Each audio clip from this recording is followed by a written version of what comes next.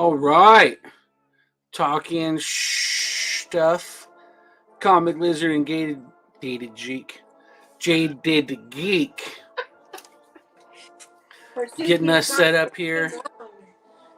You know, all week long when the other videos we had released besides the Radioactive Curry, the two other movies that the two other shows that we reviewed this week, the guy who wants us to watch that Sardar Udam movie, he's been like a chicken hawk on the Bugs Bunny days. He's just like he's on it. He's gonna be bummed. The only reason why I went with what we did was because I hadn't watched the other movie yet, and I had watched these two, so I was planning on watching that one, and then it didn't work out. Is this Clark Kent? Fuzzy Kent. There he is. You guys were looking too fuzzy without my spectacles on the last recording, so I had to put them on. Again, took too many gummies. If anybody has something to say else about your testicles, then we'll take care of them, man. What? Spectacles? I gotta get my testicles. I gotta get my headphones checked out. Yeah, I had to get mine too. Dude, I fucking saw 10 or 50 or whatever the hell it was this weekend. They're trying to make him into the Punisher, dude. It was awesome, dude. I was like, at one Punisher? Point, I haven't seen any Saw movies. I can't do those movies, man.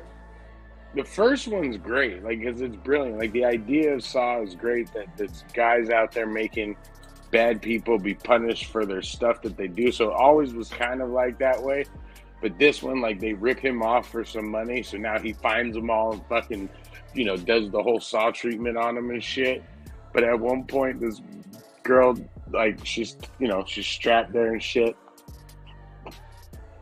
And her purse is over there in the corner, and she could hear the phone ringing, and it's on one of those, like, doctor metal stands that have wheels on it, right? And she hears it, and they're trying to reach it, and they can't get to it, the chain's too tight.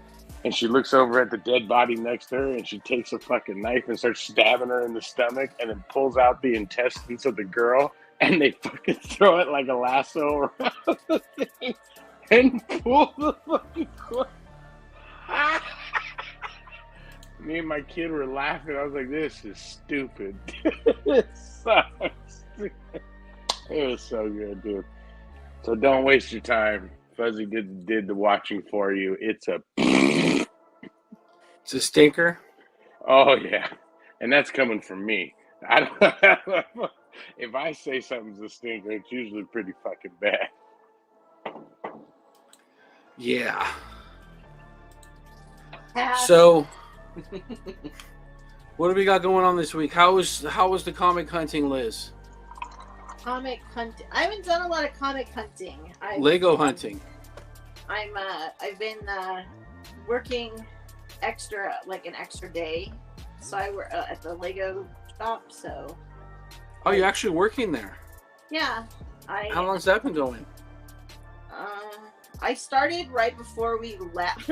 I started before we came out to California, so I was there enough time to be trained and then leave for a month. And then come back. So, that's cool. Yeah. So I like it. It's like a mom and pop store. And you're still doing things for a raise, right? Oh yeah. That takes precedent over this. This is more of like a side hustle, passion sort of thing. Yeah. So I'm constantly. In fact, I'll probably have to dip out after a little bit and go work on the listing stuff. But yeah. So I haven't been really hunting of late. I've been trying to get more of like my schedule down and what I'm doing and shipping and listing and doing and watching movies. Yeah, I know. Busy life we live, right? But John took in a couple of good collections at the shop the last couple of days.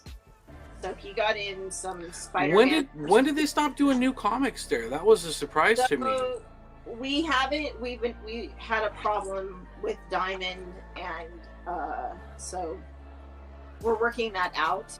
We're not sure if we're going to go back to Diamond because, like, more than half of our shipments were coming damaged, and they come to us damaged, but then we have to pay them before they recredit our damage to send the damage back, and then it got to be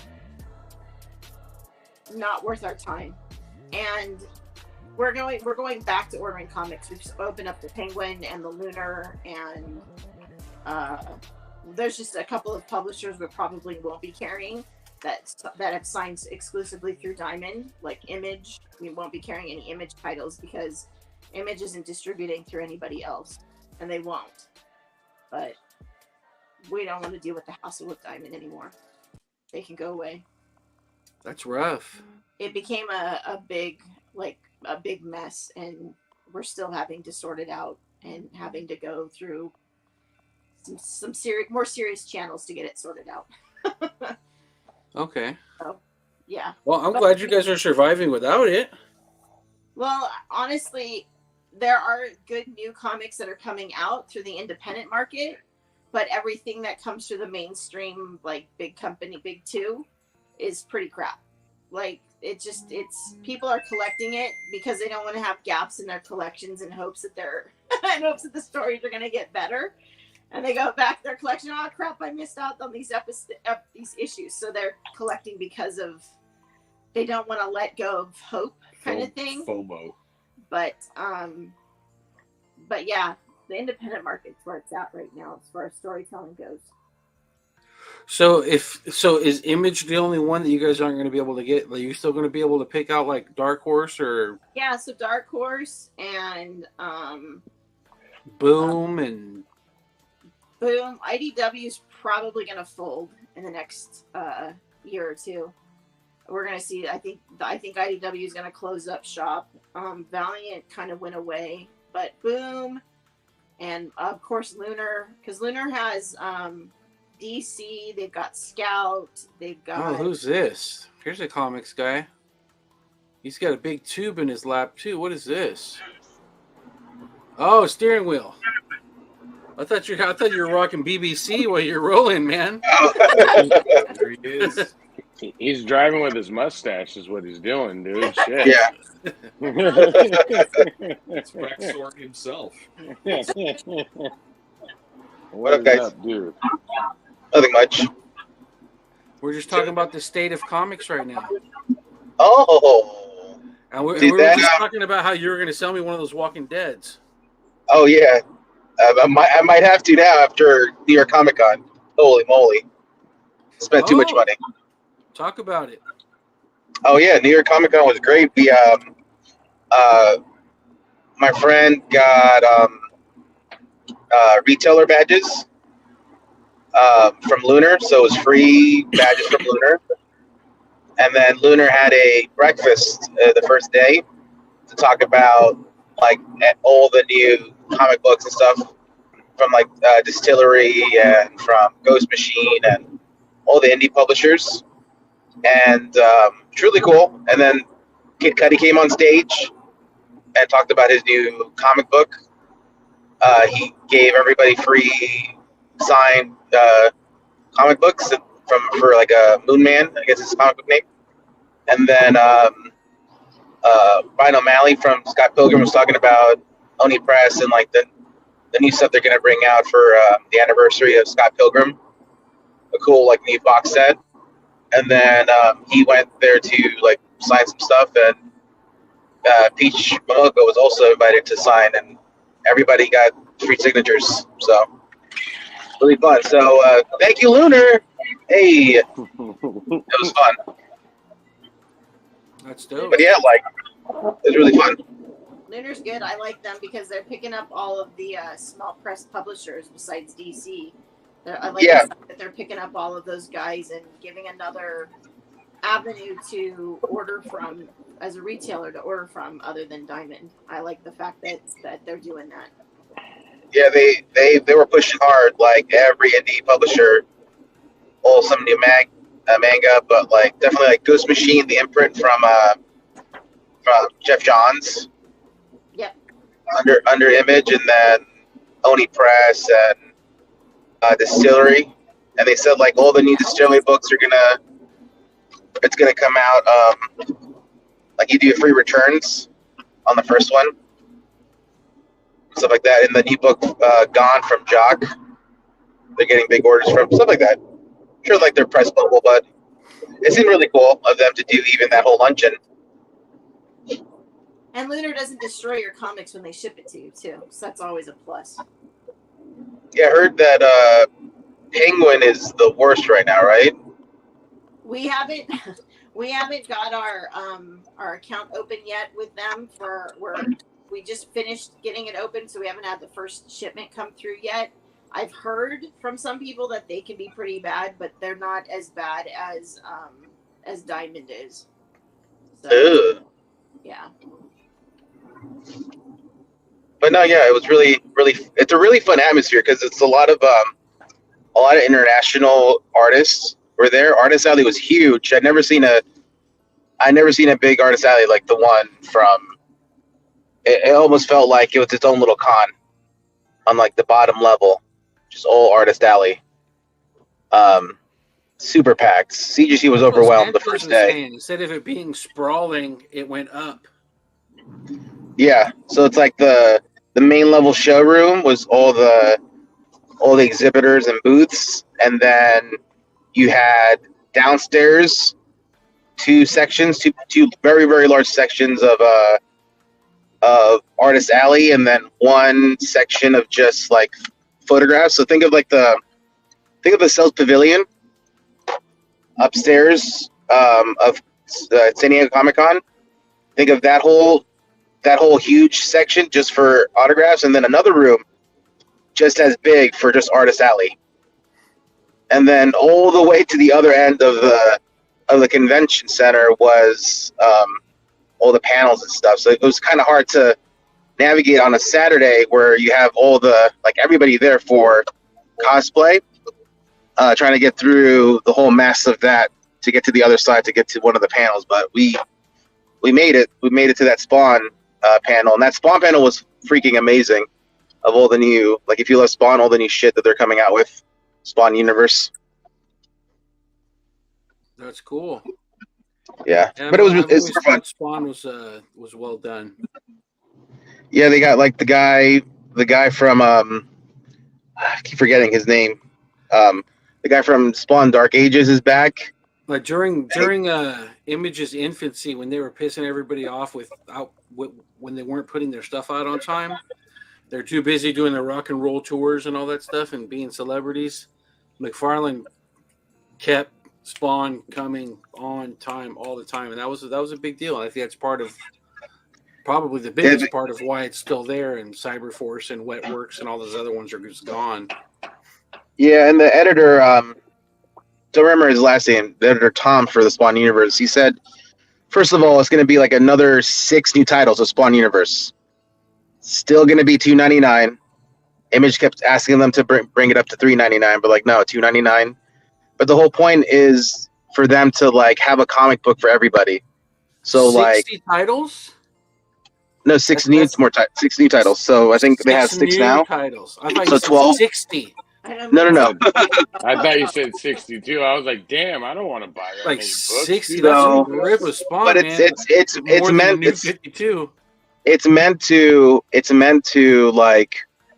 it's lightly connected, but it's meant to it has so to the gunslinger. There's going to be a western, so it's going to be the basically the story of the gunslinger previous, written by Jimmy.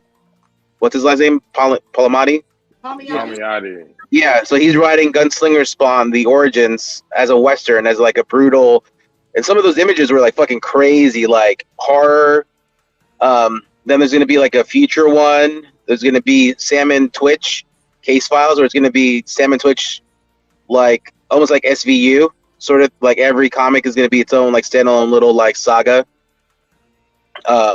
It's really cool what they're doing. So we're super excited for that kind of stuff. And then, like I said before, it was all international artists. I met people from Germany. A lot of the Spawn artists that were like digital artists from Germany. Oh, there you go, A lot of Josh. Italian people. It was really cool. Very cool place. Got to see finally Larson again, since he stopped going to shows before COVID. He's finally out in the world. Bought a page from him, and then yeah, it was really anime and comic based. Like you were either there for comic books or you were there up in all the anime booths. There was so much anime shit everywhere. It was crazy. My brother had fun. It was his first convention. Oh, that's cool. So Definitely next year. Next year we're going. so it says you're going to make the pilgrimage. It's going to be an annual thing. Yeah. Now, was it harder do you have to go into virtual rooms and No. When I bought my 3-day pack, it was like you sign up early, then they just send you a link like, hey, buy your stuff now before it sells out. That's all. I managed to buy 3 badges, 3 days. I resold them on eBay because I got my friends free badges. But no, super easy. I think the worst was of course the exclusives. So Peach Momoko had 4 days of signings, and you had to get tickets and stuff, and that sold out quickly. So same thing, but they're really trying to not have like those giant lines of waiting for a signature. So it's like if you didn't have a ticket, you don't have to go there to get signed.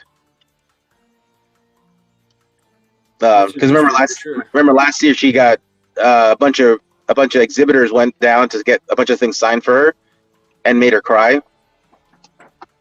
Remember the convention with the fights and stuff like that? Yeah, that was New York Comic Con. That was last year. Oh, geez. Yeah. But no, yeah. For her to coming back after all of that nonsense. Oh yeah, it's really cool. Like easy line. They if you get a ticket, get a ticket. So they just did ticket signatures, and then they had extra tickets there as well if you went to the booth to buy her book, Demon Days, and then yeah, it's really crazy how she blew up. Like as soon as she started doing those Marvel covers, she exploded. And I remember good old Sanchez was like, you need to go get a commission from her before she blows up. And I forget what was it at Amazing Las Vegas? Yeah, it was Vegas. It was Vegas, and Steve was like, you need to get something from her now before she blows up. And I'm like, okay, whatever. And I got her on the book of me. It was like $60. And I'm like looking at her commissions for like 500 now. And I'm like, holy shit. It's crazy. I mean, make your money. Nothing wrong with that. Yeah, that's interesting conversation, right? Yeah. Did you see all those posts?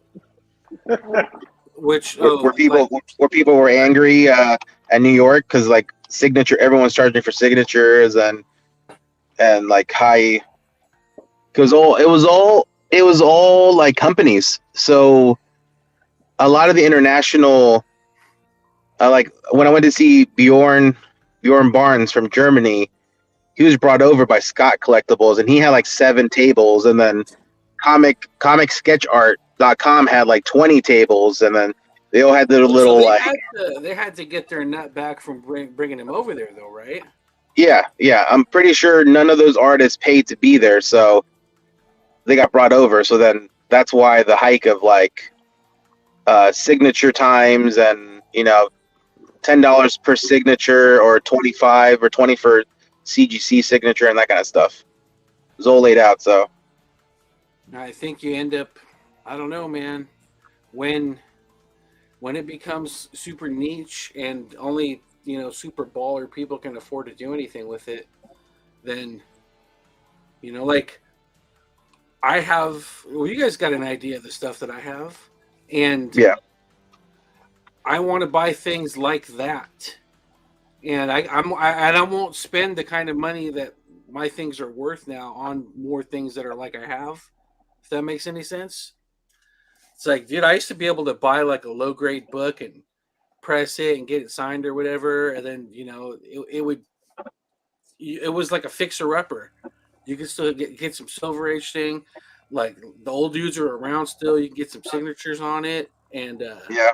fix yourself up a nice book to hold on to, and you get the memories of getting drunk on a camping trip overnight to get that signature or whatever, and it was fun times. But there's no way to be a big enough. Well, I guess there.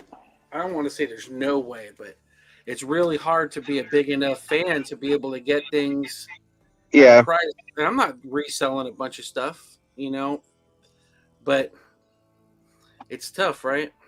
It's tough. No, 100%. I think the only way, like, as like reselling to make any money now, especially because like now I was looking at my old CGC submissions and it was like $25 for a signature series. 25. Now it's 45. So 45 plus another $20 For any book to get signed and slabbed now is easily right off the top 120. It's 110 to 120 with shipping and all that shit. Yeah. So if you're trying to resell it, that means you got to be able to sell the book for at least $200 to $300. Which most people don't want to buy slab books at that price unless they're like perfectly, like a perfect grade. Most people want raw books now. Most people want raw books. It's the artists who want to charge. They want to. They like. I don't know how many of them totally understand the 9/8 and all that stuff, but they're like, if you're gonna, they want to get that 9/8 price off the signature. Yeah, and I'm like, bro, this book is gonna be like a 5. No, it's just for. I had a rule always when it came to like if I bought a new book and I was gonna try to flip it, I have a rule that I won't slab it to get it signed because let's say it takes a month and a half because they've been quick. CGC's been real quick with getting your books back to you and shit. So I'll give them that. But even in that month, let's say the day it comes out, you have a CGC 9.8 selling for $150, $200. By the time you get it back into your hands, it dropped to $80.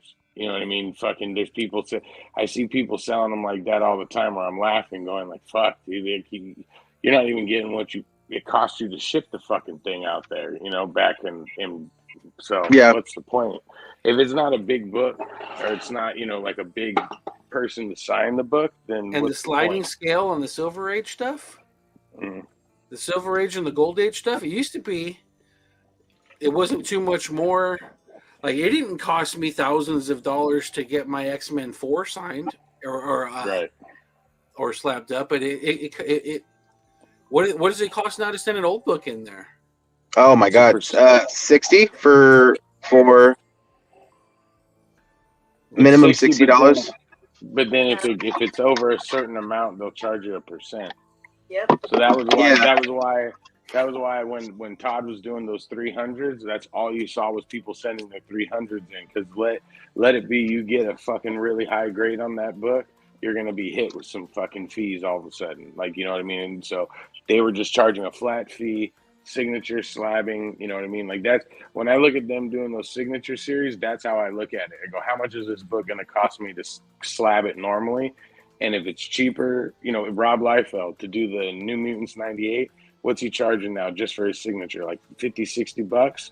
I think it was 40 or 30. It wasn't bad. Well, even then, 40 or $30, right? So then you got that plus your CGC fee, and then it's a let's say you get a New Mutants 9.8 sent in there. That's that's a valuable ass book. So all of a sudden they're gonna go, oh, we're gonna hit you with more fees on it. I don't think they do. They don't do that just because you got a better grade. It's strictly date. So anything from 1976 or 1978, something like that, and over is modern. So you're never gonna pay fair market value for that. It's a vintage book. You're gonna pay fair market value. So your first Loki, your Amazing Spider-Man #1, that kind of stuff. But that's what you want if you're going to send anything in. Those are the ones you send in. Like that's what I won't do moderns. I don't do if I have any of my personal ones that I have in my slab books that are signed like personally, for modern books is my books. Like, I got it because I wanted so and so. Like a majority of them are wrestlers. I like Jake the Snake. Like all these Yeah. random comics. But those are mine. I don't give a shit. No, what the value is. I've been selling non-CG verified signature books. Like just sign with the COA, and then there you go. People buy that now, or people buy just the raw books. People want to take those books and get it graded. So I think the market now is back to getting raw books. So until CGC prices will go down, that's where we're headed. Then I was just going to be a lot of raw books.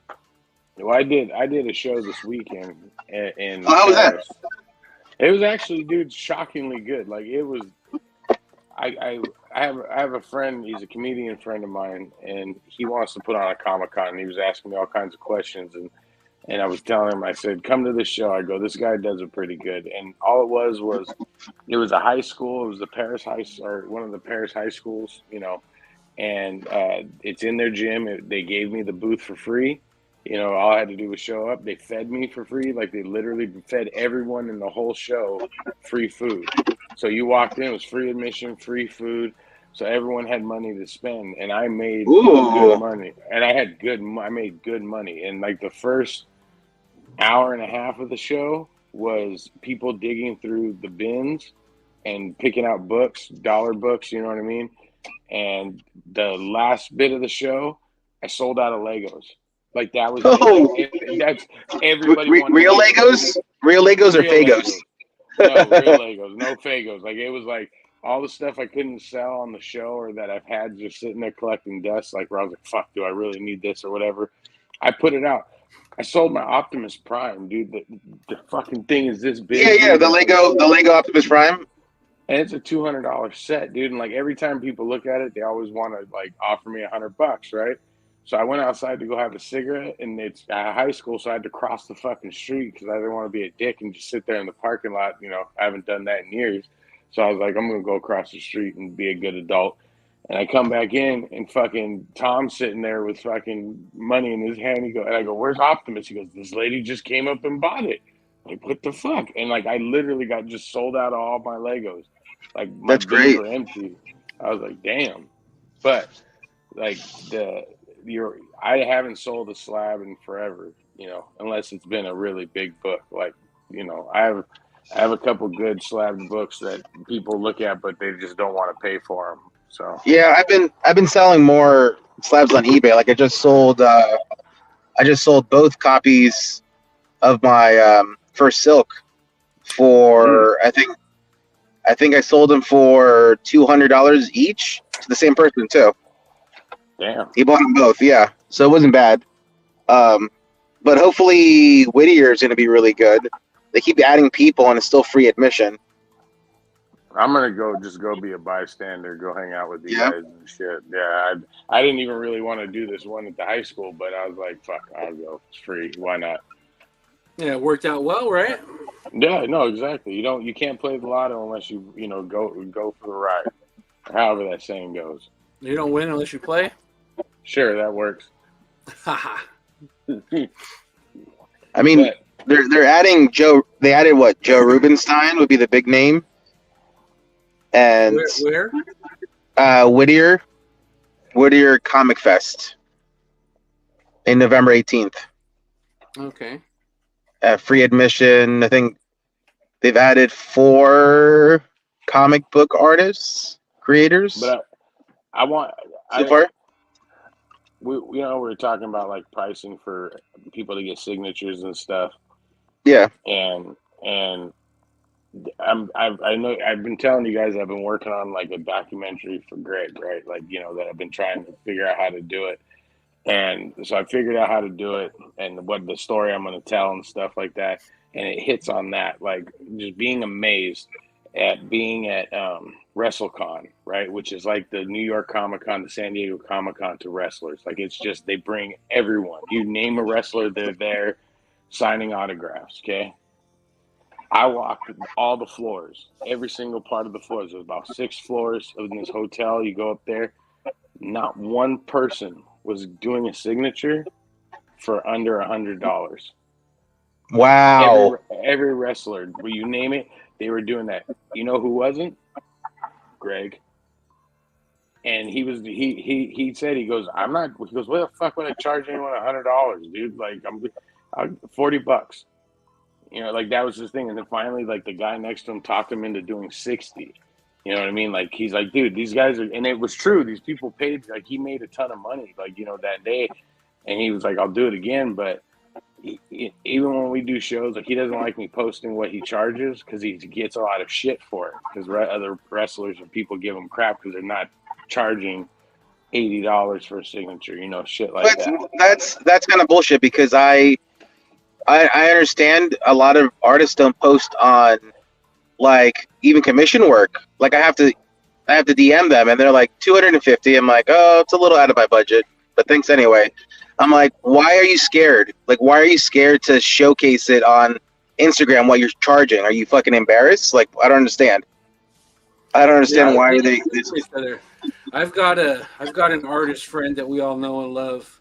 And he gets grief constantly because he wants to interact with people. He wants to be working. Like he doesn't want to like, oh, if I touch one thing, it's going to be $1,000, and then that's all I have to do the whole con.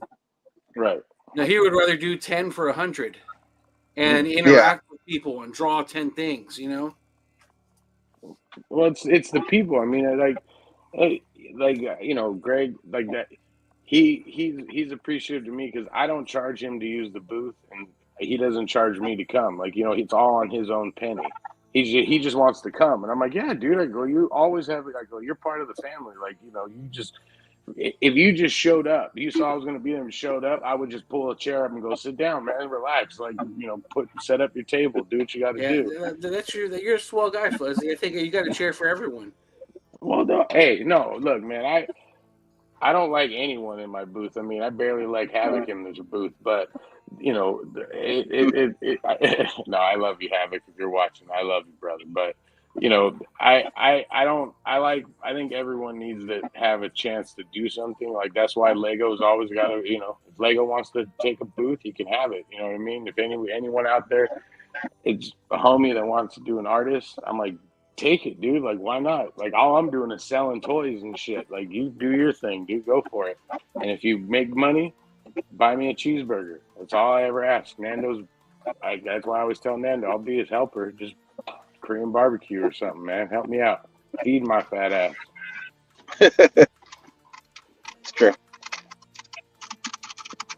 But yeah, dude, like, I'm like, I get everyone's got to make money, especially artists. I get it, dude. Like you're drawing, you know what I mean? But if you want to keep your fans to keep purchasing from you, like even Norm, dude. Norm's always been a great fucking, you know, like a nice guy when Norm's it comes to like, yeah, like I love him, dude. Like when I see his name on a book, sometimes I'll pick it up just because it says his name on the book, and you know, I'll spend $3 to support somebody like that. Like I don't mind that. That's all we got is each other to help each other out, right? So. Those guys that are my favorites, Carl and Norm and Frege and some of the other ones. Whenever I see them, I get shit from them. I probably have, like, if I had just got one thing from them, I could have gotten, with the money I spent on these same guys over and over and over again, I could have bought some crazy. I could have bought Iggy's fucking book. I've been jocking him for 10 years over. Yeah, I mean, like it's the I think it died down for a little bit. I think it's picking back up, but even it's still not what it's been before. You know what I mean? Like it's still slow. Like I still can't make a full blown living off of it. So I Fuzzy's getting ready to do these documentaries because they're cheap. And now the only way, I really think that the only way, not just in comics, but any of the resale game, pawn shops, toys, comics, fucking whatever, is if you have consistent access to collections at a premium. if you can't get shit at 25% and get your markup, then you're just selling your shit. Yeah. Yeah. And say your stuff. What's up? What's What's up, up? dude? You heard me Going say on, your Mr. name. Havoc? I got What happened? no nothing. What's going on, guys? What's going on back there? Yeah, Oh, you got dude. kids in the room Did with you you? What are you kidnap a doing? kid, fool? You have kids now? No, I'm playing Fortnite with Isaac and Grayson. So what? So we talked about signatures and the You guys price, were talking but what about about artists or what? What are you guys were talking Yeah, about? we were talking about signatures, like just how New York Comic Con was, but also like the pricing and stuff like that. Remember, because there's a lot of been posts about artists overpricing and that kind of stuff. Because there was that big post that everyone started like talking about the artists that paid like what was it, $100 a minute on the commission, That was and it was it Clayton? No, it wasn't Clayton Crane, was it? Yeah, $100. It Yeah, was. it was Clayton Crane. Yeah, it was. and it was 30 minutes of work. Yeah, it was crazy. Holy shit. Yeah. I was like, Didn't one of you whoever guys paid get that something was like dumb. that too? Didn't one of you guys do that too? Like you got half. Was it you, Nate, or something that got like half from Clayton, and then you had to finish it another day or something like that? One of us. No, I did got that. I got a full Clayton Crane sketch. No, I got a full one. It's on sale on eBay I right sold now. mine. I sold it for like $1,400. Yeah, you sold it to that guy that was trying to buy everything. Remember? Yeah. I was trying to remember who did it. I remember that like someone was saying that like he was sketching, and then he had a timer, and he was only halfway through, and we were all sitting outside. Everyone was happy with their signatures, and he came out with the fucking half a drawing. He's like, "The fuck am I supposed to do with this?" Well, Silvestri did. Laughing. Silvestri on his first mission, he did half signatures for everybody. No, not for me. Well, No, you were the first one in line, right? Yeah. Yeah, just I remember he did that one. What was that? What show was that, Steve? Was it Long Beach where we had to sit there and wait for like a whole show, and then they ended up making us go to another show to get the sketches done? Yeah, it was Long Beach, and then we had to go to Kamikaze afterwards. Yeah, Kamikaze, that's right. I remember I was pissed. It was literally a whole day just sitting there like this, like waiting for getting the sketch, dude. Yeah, we waited all day. But it was a badass sketch. So what do you guys think about Heidi Ho and Jeffrey's Comics? That's crazy. Yeah. What's going on? They closing announced down? today. Yeah, they announced today they're closing down at the end of the year. Wow, did they elaborate? There's a bunch of stuff. They on the post they had, it was just a bunch of stuff like their original rent, and they signed a whole year lease before the pandemic or something, like a long lease. So they had to move buildings. They found a sublease to take over that one, and health issues, just everything. Dude, I mean, Heidi Ho's in Santa Monica, one of the most expensive spots in California. I mean, what do you expect? You're not going to make that much money. I mean, even Torpedo had to move because they couldn't. I think the rent there at that mall was expensive. They probably got a better deal at the place they moved to. Yeah, the crazy thing is, like, I know what happened to Jason at Fats. He got a good location, and that location bringing the business that it did, it kind of revitalized that entire center. So all of the businesses started making more money in that center, and then the landlord, wanted to double their rent in that spot because it was worth more. But it wasn't worth more because of anything the landlord did. It was worth more because they brought a viable business into there. And now they've turned it into, like, they cut it in half. There's still business going on there. No, yeah, I yeah, know. It's they down the street from my house. They got the tea place and the Vietnamese sandwiches. Yeah. boba tea and Vietnamese sandwiches, but then they put a Wingstop in there where the liquor store was. Yeah. And it's but that whole place was a shithole until Fats came in and brought something nice over to it. It's true. And It was a shithole until they did the remodel. They remodeled the outside of it. Yeah, it was it was great. My wife hid that place from me for like 2 years. She was working at the real estate office next door before it became the military recruiter. And I went over there to pick her up one day, and she was just like, "Oh," I was like, "What is this?" I was like, "Oh," like, "What is this?" And then, then all this happened. But at that point, I had like a short box and a shoe box full of GI Joes. I still remember going to one of the Daniel Way signings there, and I brought my kid there, and he was like, he must have been 2 years old, and I had him in the stroller, and we're waiting in line to get the signings. And when you'd walk up down the thing in the beginning, and they'd have all like the loose toys at the bottom, my kid was grabbing them and putting them in this fucking stroller like that, dude. And fucking, so I would get my signature, I go out, and fucking I get in the car, fold the thing up, put him in the car, haul ass home. And when I get home and I open the thing out, all of them come falling out, dude. Like, I was like, what the fuck? And I'm like, you stole these things, you little shit. And so I went back, and there was like another signing, and I walked in there with him, and I go, dude, how much for these, man? My kid jacked you, so I feel bad. I was like, I ain't going down from the little kid. He laughed, and he goes, $3. I was like, thanks, dude. Sorry, man. Just took him and fucking left and shit. So I had good times in that place. That's where I met all you guys. So that's always going to hold a special place.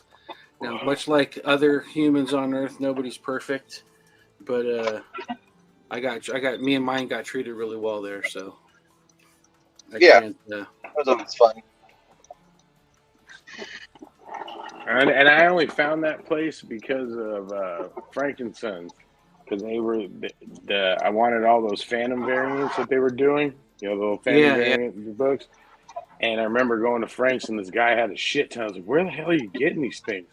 And he's like, there's a store called Fats in Anaheim. And I'm like, fuck, I got to drive up there. And I drove up there one day, and fucking, I think that's when I saw it, because I think the Daniel Way one was the first one I ever did there and shit. He has the worst signature ever. Yeah. Oh. I remember I was mad. I was like, I waited in this line with my kid in his pajamas and stealing shit for this? Whatever, dude. Oh, fun times. All right, so we're deep into this now. Anybody see Loki? I haven't watched it yet. Yeah. Yes. So Havoc, I'm sure Havoc likes it. Lizard and Geek hate it. I'll be in the middle, and the other two didn't see it. That's my prediction. That's my prediction for the next 10 minutes. I do like that Short Round's got some work now. It's about time.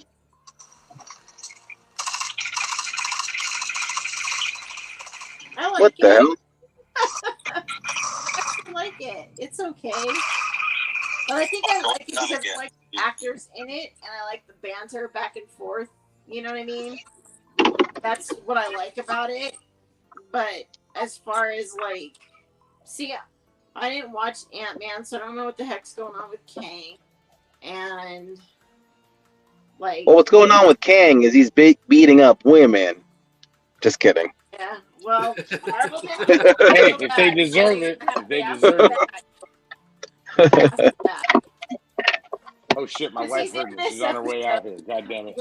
I was kidding. I don't know. Like I said, I like Tom Hiddleston. I like Owen Wilson. I like Short Round. And I like their little witty banter back and forth with each other, but this multiverse stuff is getting confusing. It feels like it's Doctor Who meets like Back to the Future meets like I don't know, the world in between. Like I don't understand all that crap, but it's fun watching the two of them like fight and talk and all that. Like it's cool. It's not the best. It's better than She-Hulk. That's a good bar. That's a low bar. But I like it. It's fun. I think the best way I can describe it is it's uninteresting. I'm not invested in the show. I'm not invested in what happens. I'm not invested in the villain. I'm not invested in the characters. And it's a sad thing because Loki was once a key figure in the MCU, and now he's been relegated to a desk jockey. And it's a waste of his talent and Owen Wilson's talent. And I'm a little bit sad that Marvel is doubling down on Jonathan Majors.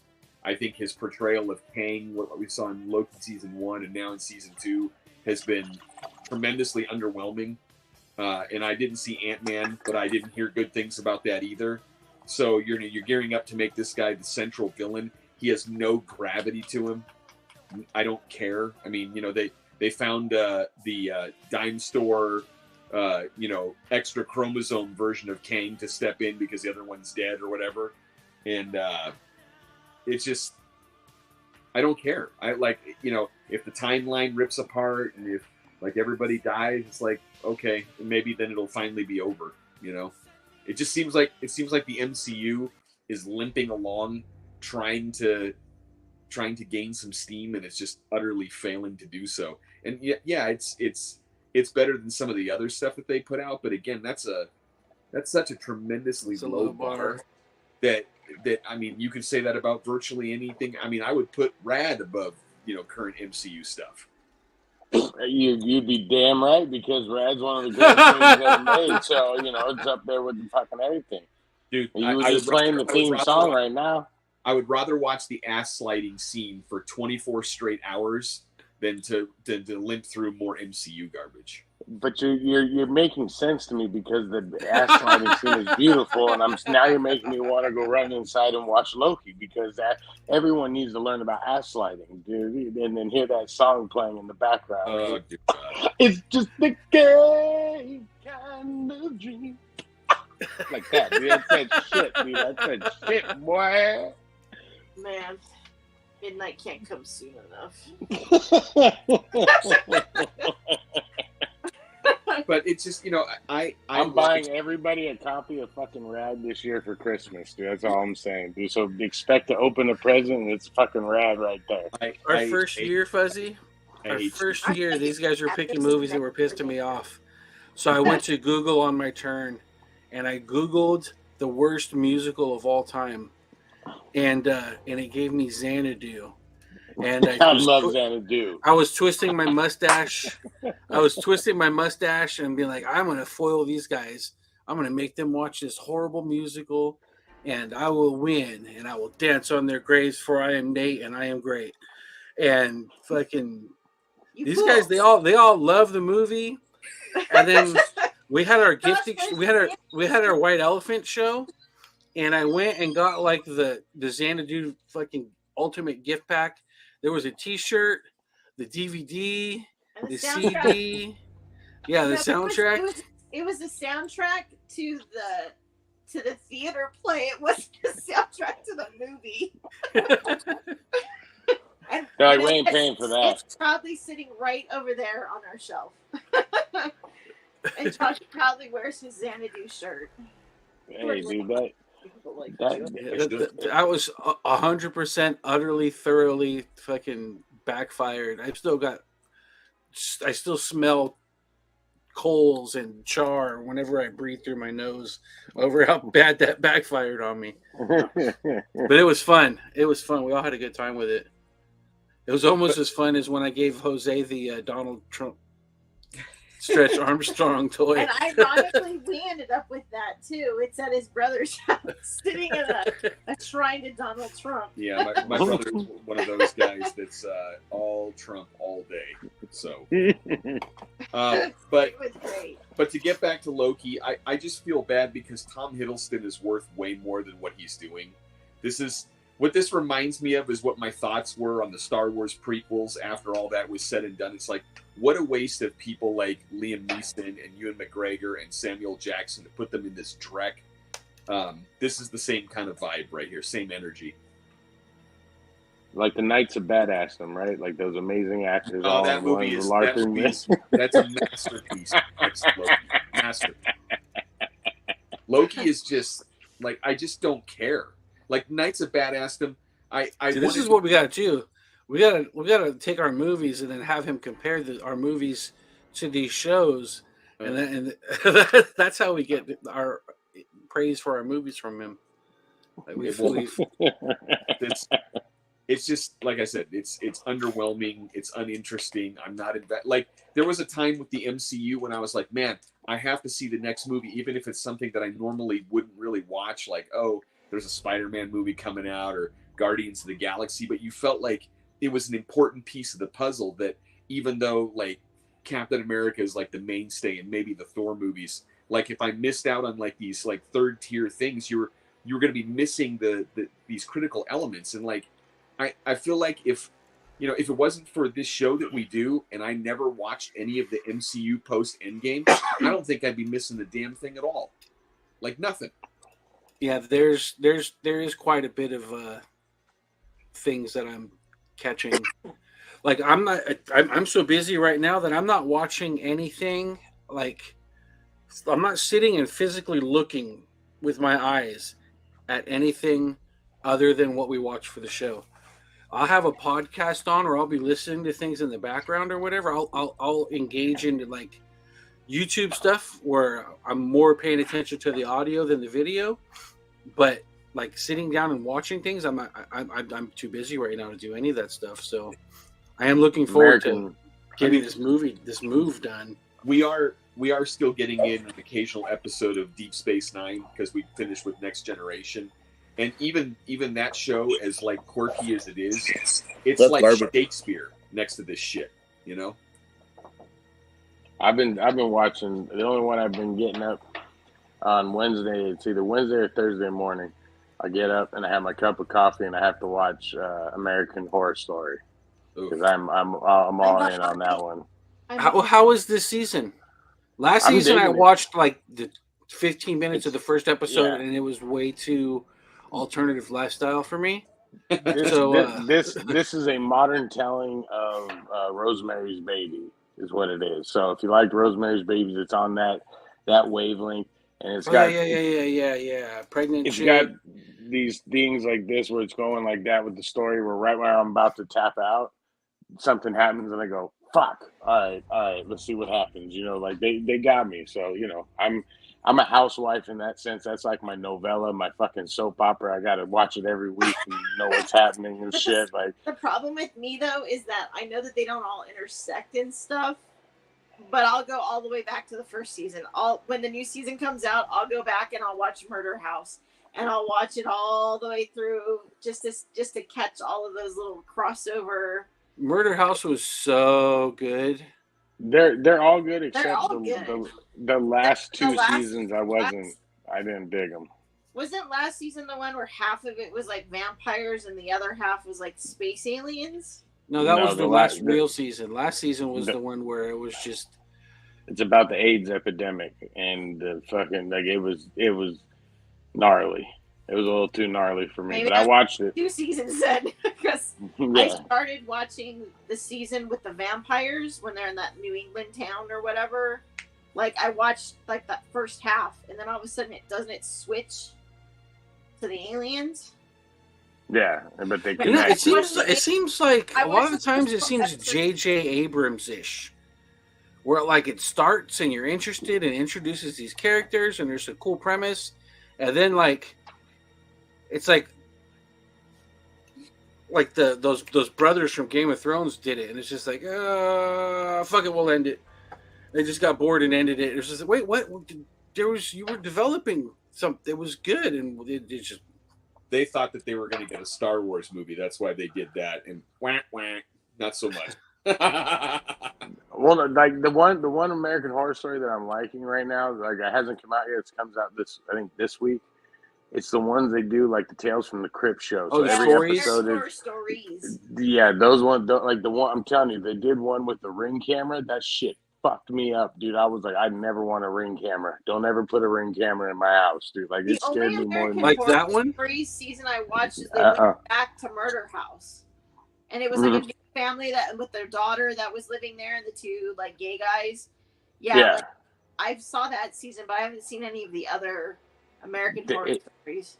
It was last season, and it's like the what it is the wife is staying home alone, and they like she gets a Ring cam because at one point I think I forget the whole thing, but she got like abducted or something, so she's like paranoid, and the husband's there, and he's trying to what's it called make her feel good, so he's like, I'm gonna put this here, and so someone is knocking on the door, this guy.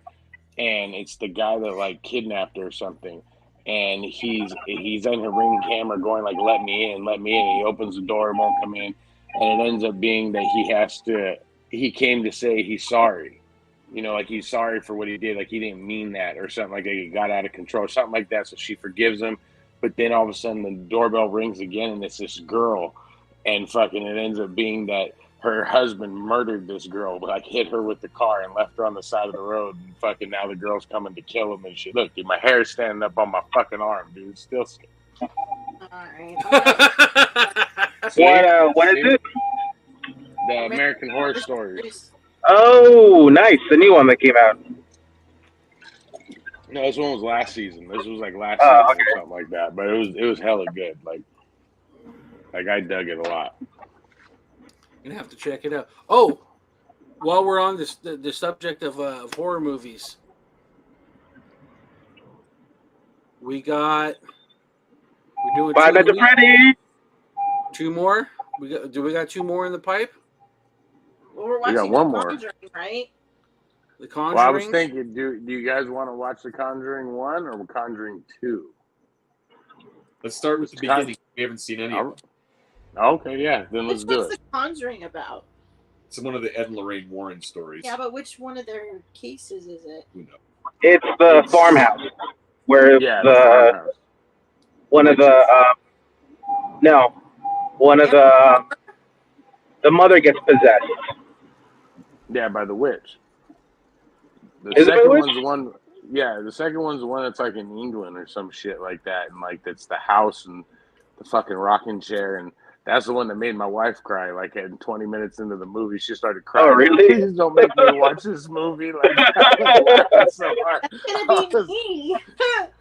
Please, Josh, record it. That's my pleasure in life. I swear to God, it is, dude. Like watching people lose their shit. I love that. So What did I did watch? I just watched the worst movie of the year. Last year was what, Skinamarink? Or was that earlier this year? I forget. This year was Slaughterhouse. Oh, Yes. I saw a poster of it in AMC, and I was like, I should watch this. It is fucking garbage. Like, not even as like a, like I'm thinking of like, it's gonna be like Trauma, you know, like I'm gonna see some crazy like gore effects, some tits, whatever. The sorority house with a fucking slop. No, it's horrible. Yeah, it's like a weirdo little sloth that learned how to drive a car to kill one of his victims. You don't see any of the killings. You don't see any of the killings. It's all like you just see his little claw like kill. It's pretty bad. Out of like the shower. Yeah, there's one where he kills a girl in a shower. So funny. It's about social media. Like, one of the girls wants to be like the head of the sorority, so she uses the sloth to get points or whatever. And then the sloth tries to kill the competition, like those girls that are voting for the other person. And then the sloth somehow has its own social media called Killer Sloth. and it'll take pictures of itself with the victims. Like, what am I gonna do next? It's really, yeah. It's ridiculous, but it's so funny. It sounds like what I wanted Cocaine Bear to be. Uh, It's a fuzzy movie. if this was mashed up with Cocaine Bear's killings, I would have liked it. I think that's what it was missing. It was like it was like a PG. It was like almost like a PG movie. It's free on Hulu, so go watch it if you have Hulu. Oh yeah, it's Hulu. Free. Well, I was telling them I watched Saw 50 or whatever, the newest Saw one that came out. Saw 10. I just saw it in New York. I hated it. I did not like that one, dude. The issue that I had with it, I was like, you could have fixed it. You stop putting that shitty filter on everything, that low budget weird shit filter that softens everything. Mm-hmm. Because instead of doing makeup on to make people look younger, they're just like, well, we'll just put a filter on. That'll make everything look younger. That stupid happy ending, like they're like going into like the sunset, and all of a sudden you see Saw X. I'm like, what the fuck is going on? As the ending. I was telling them they tried to make him like the Punisher, like he was fucking, like doing the right thing. He's the good guy. Like I was like, what the fuck, dude? They could have interlocked it very good between Saw 1 and 2, because in Saw 2 he's already like basically dying. So you could have shoved it in between Saw 1 and 2. It could have been good, but it just the one good scene that I like cringed, because I was like, holy shit, his dream scene when he's like breaking the guy's fingers. Yeah, that one was good, and then sucked his eyeball. Yeah, and then there's another one where it was the first girl's scene where she fucking cuts off her leg with a wire. Her leg flops out, and I'm already like, holy shit. And then she has to suck her bone marrow out of her bone, and all you hear is like the bone and oh my god, that was really good. But after that, it just went downhill, because it was like almost like you know what I mean? Like best part, the intestine lasso. The intestine lasso. Dude, me and my kid were that woman that like. Dude. Yeah, that was. No, it was like a farce. Like I know a lot of people had issues with Chris Rock, and you couldn't really look at. I really liked it. I thought I was like, this is like cool. Go with a copycat, like, because Saw is dead already. But I don't know. They just wanted money. Chris Rock one, yeah. Well, it's fucking Blue Mountain has been like, either they put out a really good one or they put out like 5 shits. Well, I'm worried about Five Nights. I got to take my kid and all his friends to go see it this week, dude. And I'm fucking. Yeah, we're gonna see it Thursday, and I'm gonna take my kids on Friday. I'm not looking forward to going to see it. Yeah. No. Is there any early previews? No, I've been trying to look for it because I want to surprise my kid. Because that's like, to him, Five Nights at Freddy is like Marvel movies to us and shit like that. Yeah. Like he loves that shit. So he's been asking me for a year straight, like, Dad. I'm like, we're gonna go. So don't worry, buddy. We'll go. I was like, if I can get you out of school to go see it, I will. But I don't think there's any early showings of it. So. No, I think it's just Thursday night. We'll see it though, but yeah, like James, you're always welcome to go see horror movies with me, because Havoc is too much of a wussy to go see them with me. Yeah. But so is my kid. So Cole has never seen. Every year, I make my kids watch one horror movie a week at home, right? And so they've never seen it, and so I fucking put it on really? yesterday. Oh, dude, my oldest was shitting his pants, dude. That's awesome. That's great. I couldn't stop laughing. I was like, oh my god, dude. When you're showing your kids, are you actually doing it like with ambiance? Like, do you turn off the lights and you guys are quiet and watch the movie? Yeah. That's like I keep telling my kids, but like they're watching it with like lights on. I'm like, what are you doing? Turn it Yeah, off. you're killing the mood, man. Like, Yeah. But you can always tell when my oldest is getting scared is when he's making wisecracks. Like, is when he gets scared. So he'll be like, "Oh, dumbass, don't go, don't." Oh, and I'm like, "Are you part black, dude? Like, what the fuck, dude? Like, shut up! I'm trying to watch this fucking movie, dude." And he's like talking to the screen and shit. And finally, I got mad at him because it was that part that with the slideshow. And it falls over and then like fucking comes out, you know what I mean? That freaked me out when I first saw it that was in IMAX, and we're like watching them like this is fucking crazy. Then when he just all of a sudden appears huge, all of us were like, oh shit. That was great. It was great. I was laughing so hard. At the end of the movie, I go, "Are you ready for part 2?" He's like, No, Dad, you got to give me a break, man. You got to give me a break. My other son's like, "This is cool. I like this one, dude." I just think it's funny. Like he's literally paranoid about it. So I keep telling him I'm going to take him to go see the new Exorcist, and they're like, "Please, Dad, no, please, we don't want to see that." It's like, "Oh, we're seeing it. Dad needs to see some Exorcist shit." Have any of It's not bad. Iggy, have you tried to do a watch party yet on Amazon Prime? I have not. I've done watch parties on Netflix, and then the good old old school way. Huh? Like, when you watch it on Netflix, is it like an official thing where it's timed through the app or whatever, or you just like decide, hey, at 2:00 we'll both start? No, it should be. It's an extension on your Chrome browser.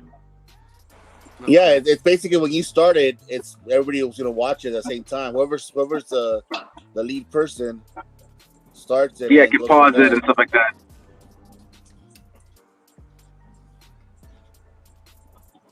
Well, be prepared, Liz. You're gonna love The Conjuring. Like it's gonna fucking freak you the fuck out, man. It was good. I mean, the first two are great. I was trying to see because my sister, she was videotaping me when she made me watch Paranormal Activity, and I thought she put the video up on her Facebook, but it's got to be a while. I was trying to find that. That's what I was doing right now because this is me. No, what are you doing? No, don't do that. So the first Conjuring. Okay, again, the rule's always been my wife has to watch a horror movie with me. I watched it by myself. I said, "Oh, this is it. This is the one I'm showing her." Like, hell yeah. Movie starts, right? I said, "Babe, you either got to fucking watch this movie or I get to fuck you in the ass, one or the other." Okay, dude? So just you got to make a choice, right? 10 minutes into... 7 minutes in. She went 10 minutes in. She's like, "Are you coming? Come on." She walked upstairs. She's like, "I'll take it in the ass." Oh God! So the second one comes out, and I go, "There's no out about this." You know what I mean? Like we're watching this, okay?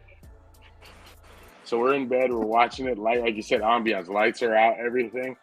10 minutes into the movie, dude, like she's got her back to me like this, and I'm holding her, and she fucking just rolls over and looks at me, and just free falling is tears, dude, just crying, going like, "Please don't make me watch this movie." I was like, "Baby, you're gonna love it, dude. I can't wait for you to watch it. Just watch it with me." And just like you, whole time she's trying to cover her eyes. I'm like, "You're missing it. Look." You're selling it to Liz so good. There's a reason why there's like 30 fucking shitty spin-offs from the Conjuring main universe. And then go and watch the third one. Netflix just did a great documentary about the real case on Netflix. Which one? The Devil Made Me Do It? The Devil Made Me. Yeah, that one was better than the movie. Like that was way better. Yeah, better is a little bit up for interpretation. Hey, that's why I like the documentary, because the way they kind of ended it is they told you like what all those other the rest of the family said, but the one kid, like they ended it with him going like, "This is all bullshit. Like, you know, this didn't happen. You know, this." And I was like, "Oh shit, dude, that's crazy." I was in my younger years, I was deep into the Warrens and their stories of hijinks, stuff like that. There's a lot. I mean, they made a lot of claims and I think a lot of them are difficult to Bullshit. prove. We'll put it that way. I'm telling you, I've had this idea. I don't have it all fleshed out, but ever since I started watching Ghost Adventures, and I love Zach Bagans. Like he's part of so the do reason I. why I watch it, dude. Like I could watch that all day just to watch that douche talk. Like I'm like fucking asshole, dude. Like I hope a ghost rams you in the ass later. Like but but I always had this idea where like this is in your GD living room. Dude, we saw the 40th anniversary of Empire Strikes Back. Me and Havoc and my son Miles and Iggy, and the dudes were talking, and Iggy fucking looked up on him, dude. Cuddly ass Iggy went over there. It's like, hey, Oh yeah. shut the fuck up. No, I was with you guys on that one. You were there too, huh? Yeah. Oh, yeah. I was laughing. I was like, damn, dude. But fucking, I'm like, when it comes to these like Warren movies, I just go with it, dude. Like, I don't know the answers, but my idea was always to have guys like the Warrens or Zach Bagans. The movie starts with like a haunted house or something like that, and then you realize that it's all fake. Like they've all set it up. You know what I mean? Like everything's there. So, but then they get an invite to a haunted house, a real haunted house. And while they're in there, they do it like the Knights of the Bastards or whatever. They just fuck it up with the book kind of thing, like where they're supposed to do the exorcism a certain way, but they've never really done it. And they do it backwards. So it ends up locking them all in the fucking thing. And they're stuck in the house until the morning to survive with this demon running around and shit like that. But I don't know, that's all I know. There's two shows or two movies that do it that way. There's the Tales from the Crypt, where they're staging that haunted house, and it turns out to be real haunted, and then the camera guy or the anchor gets killed and gets thrown out. Yeah. There's and then also there is The Last Exorcism, is where a guy goes around and he performs exorcism, but he's like he's saying like it's all bullshit and stuff like that, and then he's like a old preacher. And he goes around and like everyone who says there've been an exorcism, and then it's all bullshit. And then he goes, and then there's one where you think it's all bullshit and it kind of looks real, but then he like figures out like, oh no, she was raped and stuff like that by this person, and at the end of the movie, it's like like it's a documentary, like like for a camera or whatever, first person camera. And then at the end, they're like, see, I told you it was all fake. And then they go to like the diner outside, and then they realize that they were lying, but she wasn't raped because the boy is gay and she's working at the diner. So then they go back to the house at night, and then they're doing like a seance and stuff, and like fucking, it's all fucking crazy. They all get killed. It's pretty neat. We gotta stop talking about exorcism and shit, because shit keeps happening in my garage, dude. It's freaking me out. Ever since you called out the Indian spirits? You're damn right, dude. Fucking scared. Damn skinwalkers coming after my ass. But so far of the movies put out, I would say the best horror movie that I've seen in the theaters is It Lives Within. I don't even know what that one is. It's like these Indian families, and like they're like first, like they're just it's like almost like Indian like folklore, and then or Hindi folklore, and then basically it's like one of the evil spirits gets attached to. It's almost like It Follows, because the evil spirit is invisible. So you go through this whole movie with like tension. You don't see the monster. The monster kills his fucking kid, and he's invisible. So it's almost like the Predator, and he's fucking getting mauled in like broad daylight. And I'm like, holy shit! Fucks up the teacher in one of the classrooms. And it's almost like it mixes Lights Out with like the Predator, because it's always invisible. But then at the very end, at the very fucking end of the movie, you see like no CGI. It's a full blown fucking suit of a monster. It's fucking great. It's really good. If you ever get to see it, it's called It Lives Within. It lives inside. All right, it lives inside. Yes, you're right. It lives inside. That sounds cool. Yeah, That sounds scary. I dig it was. scary. I saw it by myself. The theater was empty, and I was like, oh, I'm kind of fucking freaked out. And you said it's an Indian film, yeah? No, it's an American film, but like the culture. No, it's in America, but it's like Indians, like Hindu culture in America. So like they feel ostracized because they're like they're the only Indian family like in the neighborhood. So they're already like kind of like not part of the group, you know. Is it In in a English? suburb. Yeah, it's in English, but it's really cool.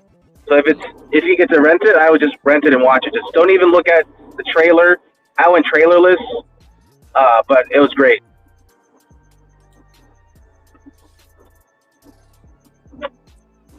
It scared me. Better than Yeah, no. Exorcist. Better than Exorcist. Better than Saw, and better than The Nun 2. Those are the 4 movies I've seen.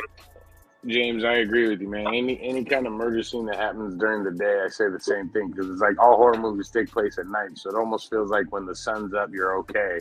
But fucking, if it gets you during the day and night, it's like you have nowhere to run. Like you can't, there's nowhere to hide. There's no safe time. You know what I mean? Like I like that idea. Like that's what made, as much as Terminator, the first Terminator is a action movie. It's on that borderline of a horror movie because it's this fucking thing. It's Michael. It's just something coming after you and you can't kill it. Like like a Jeepers Creepers and shit. And that's day or night. Like it didn't matter. He was coming after you. No matter what. Like that's scary as shit. That's why the new Halloweens, I like that first one where they show Michael Myers walking through all the kids trick or treating, and he's just going door to door, just fucking stabbing people. Just going through people's backyard. And I was just like, oh my God, you can't kill this guy. Jesus Christ. But, nah, dude, this is my time of year. I love horror movies, dude.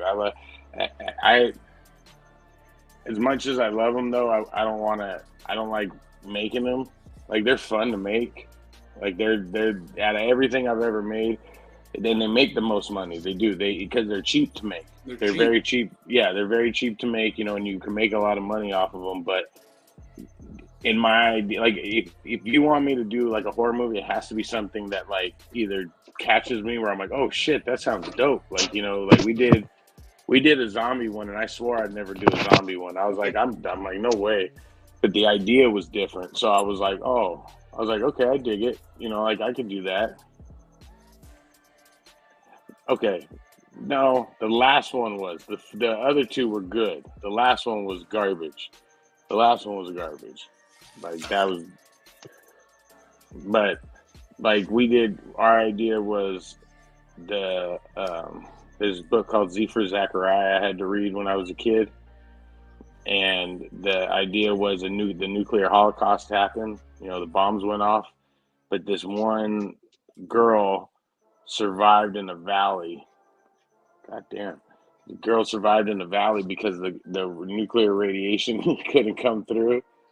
And so she ends up living there, and people. So that was our idea, was that there was this one part of this small town that, because the one thing that never happens in zombie movies and stories is, what do you think would really happen? Like if there was a part of the world that got infected and everything else hadn't gotten infected, our government would probably blow that up. They would just fucking nuke it. They would outbreak that shit. You know what I mean? Like just seal it off, blow it up, kill it, try to kill it that way. And then it goes into the air and spreads around the world. And that was the idea. So, but this one part of the mountain, because of the way it was designed, it never affected that. So people are trying to get to that mountain, and it's only these people living there. And so that was the idea, and we made it's like a sizzle reel, kind of like we shot it a little bit, and people were interested in it, but they kept saying the whole money thing, it was going to cost a lot, and The Walking Dead had just come out and stuff, and so they were like, we want something like that. I was like, oh no, this is nothing like that. So I never got made, but there's a short floating around out there with it, and In fact, if you guys saw my Facebook post where I had all that makeup on my face, that was what it was from. Yeah. That was the one we were shooting that one. Oh,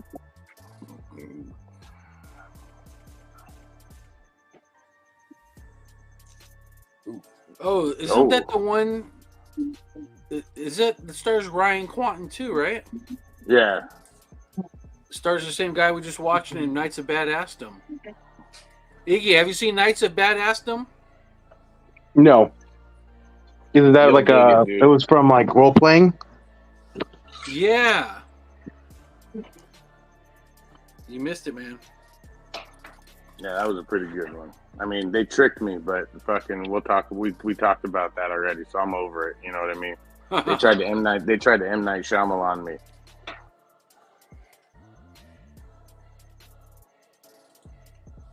All right. So, Generation V. Am I the only one who's watching this show? No, I watch it. So good. That's a great fucking show. So good. That is fucking. This last episode was really Right back. good. It's like it's like it's still superheroes, but it's the antithesis to what the other places have been doing. Marvel and DC have been doing. It's just so much more. Yeah, the basically world- Is it like? You it's like the next guys read generation. The Boys? What? Your connection is bad, Iggy. Have you guys read The Boys? You guys read The Boys? Yeah, your connection is pretty bad. it's from the Boys universe. Yeah. It's like the Boys, but it's not bound by the story of the comic, like what Gene said. Okay. Yeah, it's really good. It's just basically the next generation. And I mean, I don't know if these are millennials or are they Gen Z or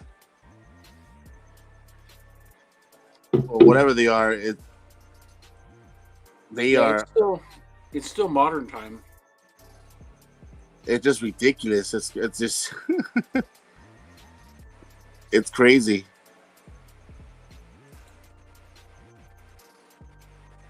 But yeah, it's a must watch. I'm surprised you haven't.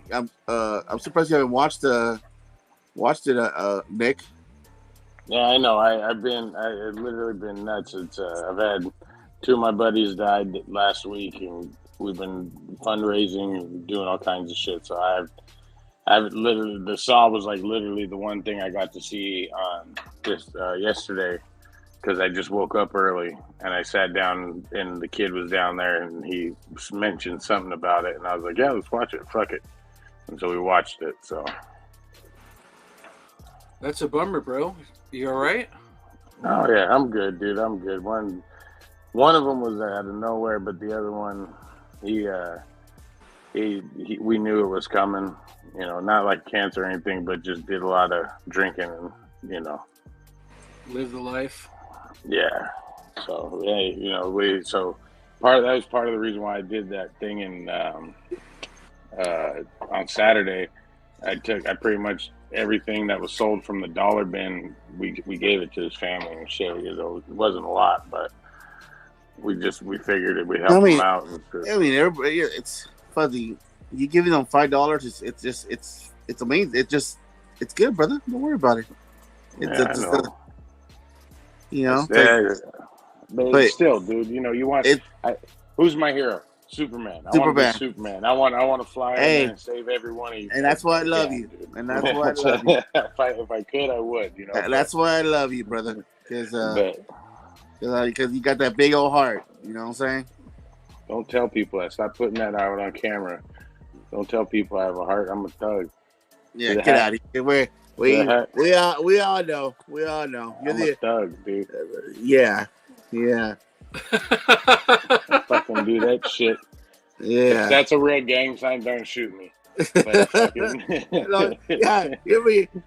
In other news, this guy accidentally got shot for doing some gang signs. I've seen dumber shit happen on the news. But yeah, dude, like, I don't know what those shadows are moving around behind you. Shut the fuck up. don't do shit like that, man. Because I'm telling you, goddamn skinwalkers are running around here. There's some fucking. No, it's not skinwalkers. It was those Indian ghosts that you said you didn't believe in. There we go. There you go. There we go. No, I want to see Gen V like that. I want to sit down. Like I'm looking forward more to that than I am Loki. So it's way better than Loki, dude. It's way better than Loki. It's way better than Loki. I believe it, dude. Because I'm like tomorrow I got to take the wife to. She gets It's got good original story, violence.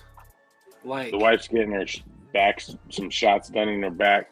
And so I have to sit there for like 3 hours and shit. So I was like, I'll fucking watch one of them tomorrow while I'm sitting there waiting for her and shit. Yeah, you'll be able to watch at least like 2 or 3 episodes. So I figured. So yeah, I was like, I want to watch them before I show it to the kids. I would not show this to the kid. I would not show this to the kid. Especially the first 2 episodes. Yeah, I would not show. Maybe Cole. Because how old is Cole? Cole's old enough, but I still won't show it to him. I told him he had to watch it on his own. I was like, look, I ain't gonna get mad at you. You're not supposed to watch it. I told him. I go, but you're not gonna get in trouble from your dad for watching it. So. Yeah, Cole. Yeah, but yeah, it's a little bit too raunchy for the young one. I showed him Porky's, but you know. Oh, Jesus. Oh yeah, I showed him Porky's. He was asking sex questions. That's a classic Porky's. right there. I said, watch Porky's. You'll learn everything you need to know. Just don't do what they do because you'll get arrested now. Porky's a classic. Oh yeah, I was another movie you can't make today nowadays. Yeah. Oh yeah, and that American Pie, any of those things. That what was the one that the Ryan Reynolds, the one that got famous with? Van Wilder. There's no Wake of Van Wilder either. Yeah, and Waiting either. Waiting is like one. Oh, that's another good movie. I love Waiting. Is good. Even what was the one with Jamie Palomino? That one was good. The Girl Next Door. Oh yeah, dude. Well, they tried to make it. That's a good one. Make it. They did. Amanda Bynes did it.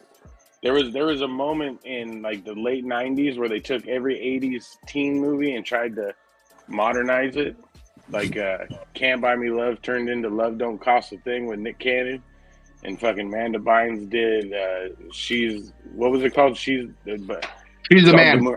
Yeah, She's the Man. There it is. That's right. That was just one of the. That was her version of Just One of the Guys. Just One of the Guys was great. And at the end, remember, she's like, boom. Yeah, and the guy's like, what is it? He's like, where do you go off having tits? I remember, like, holy shit, there's boobies? James, I don't even think they would let us do it. Well, you know what? No. Well, I think we're getting to the point where people are starting to be a little fed up with it. And you could probably get in. Like, if you made one right now, it would be able to be seen, but it would get a lot of controversy. So as long as you're okay with that, you know. What they're doing now is they're just showing a bunch of dicks. Yeah. They don't show titties anymore. They just show a bunch of dicks. I've seen more dicks in my life than I want to see, like, in the last recent shows. Even that one show I was liking, there was a lot. Like, I was like, what the fuck, dude? There's a lot of dick. You love it. No, I miss boob shots. That's why I love it when we watch these 80s movies. I'm like, God, I miss Bush. God, I miss tits. When we were at my cousin's Friday the 13th party and they were showing it in the background, like every one of the guys in the house, as soon as it was the tit shot, we all stopped. We were like, oh, here comes the tit shot. Like, here it comes. We knew it, like, right off of the fucking sound that was playing in the background.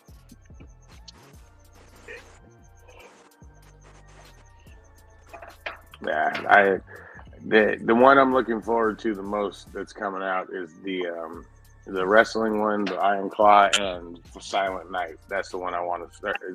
Silent Night. That's what it's called. What about Thanksgiving? I'm in. I'm gonna watch it. You know what I mean? Like I'm down because I love Eli Roth and I love the fact that all those movies are coming true. So I love that. But I'm not. I wonder. You remember the trailer that he did? Like, remember the Yeah. shot where like she's Just doing the said- splits, and That's then like it, the knife goes up. But they tease it in one of the new trailers where she's jumping on it, and I went, "Oh crap, he's gonna do it!" But they have the head cut off and everything. I'm excited. But Silent Night was the one that sold me and shit. Where I was like, "Oh, that's my new Christmas." Like they're really trying to make Christmas action movies now every year. Like we had Violent Night last year, and now we have Silent Night, and I'm like, I love it, dude. Like this. What's Silent Night? It's the guy who played the new RoboCop. Oh, the John Woo film. Yeah, the John Woo film, dude. Yeah. I saw the trailer. It's amazing. I was like, dude, I'm all in. I'm all in. Like this is. I told the boys. I Is said, it Joel for Christmas. Kinnaman? Yeah. I think that's his name. Yeah, Randall Flagg from Suicide Squad. Yeah. Yeah, dude, it's amazing. So it started off, and I was like, this again, because like the kid dies, and I'm like, this is fucking bullshit. And then it's like from visionary director John Woo, I'm like, huh? And then I'm seeing all the action shots. I'm like, what? Good. I was like, It'd be I'm awesome. in. I was like, I'm all in. Even today, when I turned on the TV, Face Off was on. That just reminded me. I was like, oh yeah, there's a new John Woo movie coming out. All right. It'd be You good. don't like John Woo, Jaden? No, I do like John Woo, but he doesn't always make the hits. Face Off is a great example. What? What? Cut this guy off. Terrible Cut flick. this guy off now. Terrible flick. I want That's to take his face. Awesome movie. Some of the worst acting that I've ever seen in a Can film. you ban this guy already? Please?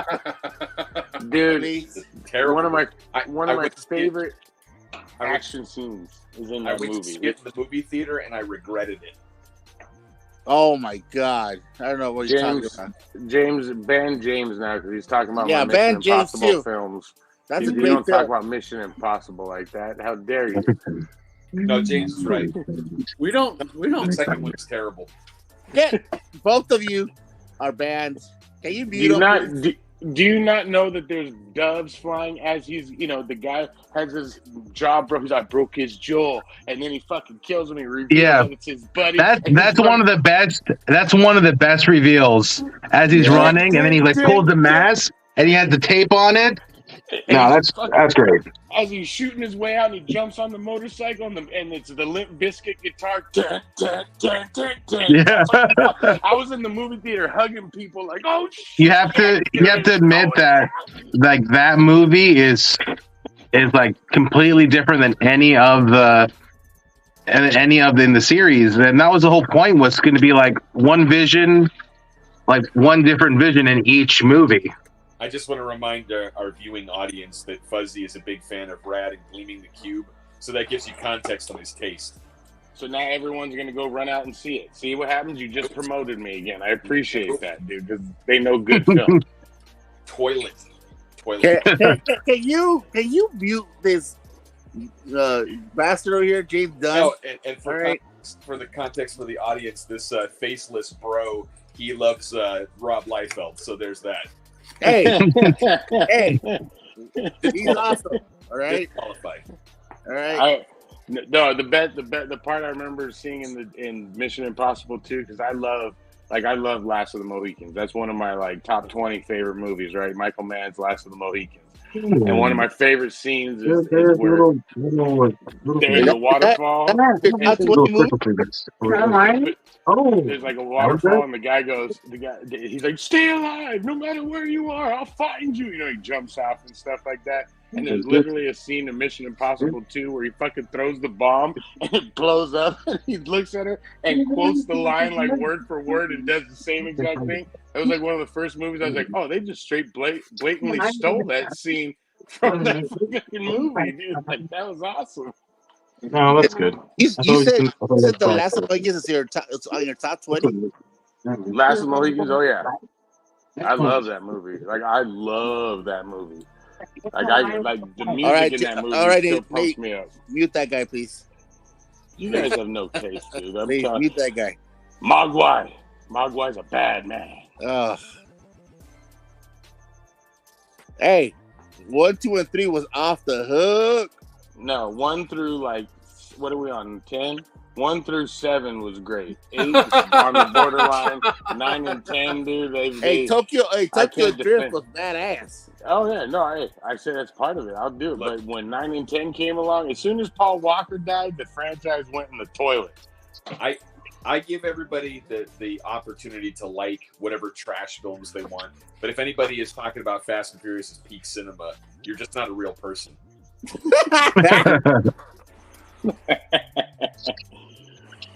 No, to me, the Fast and Furious movies, thank you, Anthony. Thank you. There you go. That's why I like you, brother.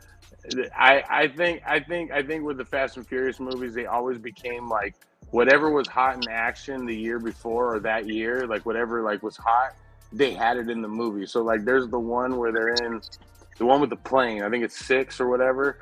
And there's the movie The Raid had just came out, the one we watched. And if you go rewatch that movie, and there's literally sequences where they're fighting. It's the same exact fight moves, and it's the same people they're fighting. Like it's all the same. Like they were just like, bring them over here, and we'll just choreograph the same fight and shit, and we'll do it. And so I was always like, oh, it's like a mashup of all my favorite fight scenes in one fucking movie. Dude, this is awesome. So Anthony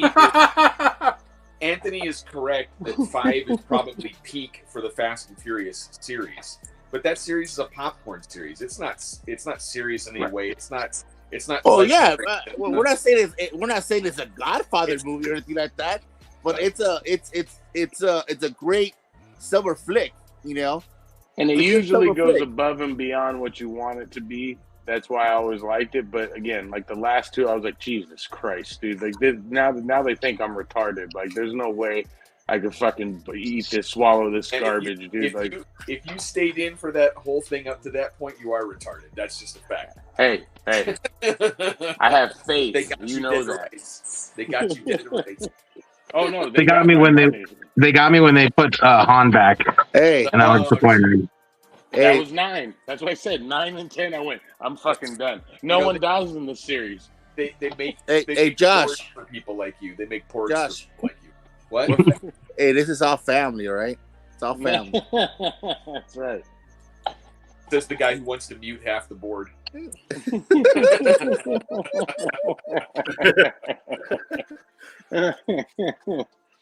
I do want to ban James. I do want to ban James for like a whole hour already. Look, James is not wrong. The line in the first one, you know, I live my life a quarter mile at a time, was so crazy. That was perfect. Oh, as F. So bad. That was perfect. I wish I could write lines that good. Now look, I wish. You can appreciate it for that context. I get that. But that, you know, that doesn't make my top 50. He's not even close. Love that scene. That's a great scene. And even his look, because I rewatched it again. I love the look. I love the look he does. He goes like this. Hey, I love that look, dude. I love it. James is the one. Look, this guy's talking about me, Aquaman. This guy loves Beauty and the Beast. Okay, so I had to go watch that shitty ass movie with this guy. But get out of here, James. The cartoon or the live action? The live action. Oh, I can't help defend you, James. I'm sorry. If you say cartoon, I'll defend you. Watch that stupid movie because I made him go watch Fast and Furious, I think it was. Well, James has always got points in my book. Oh, you loved it, like such a shit. He's got points in my book because he took me to see The Blackening, and we hung out and we had a great time watching that. So that was my favorite fucking comedy of all year. Like that was my favorite. Like that shit knocked it out the park.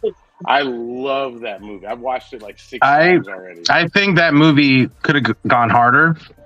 Oh, yeah, and I think also, like I had maybe one black family in my theater, and they weren't laughing, and I'm like, you ain't black.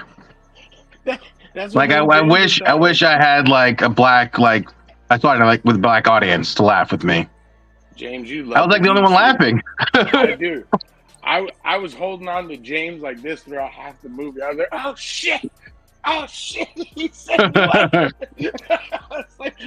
And people were staring at us, dude, like, what the fuck's wrong with this guy? And I'm like, did you not hear what he fucking just said, dude? Like, oh my God, dude.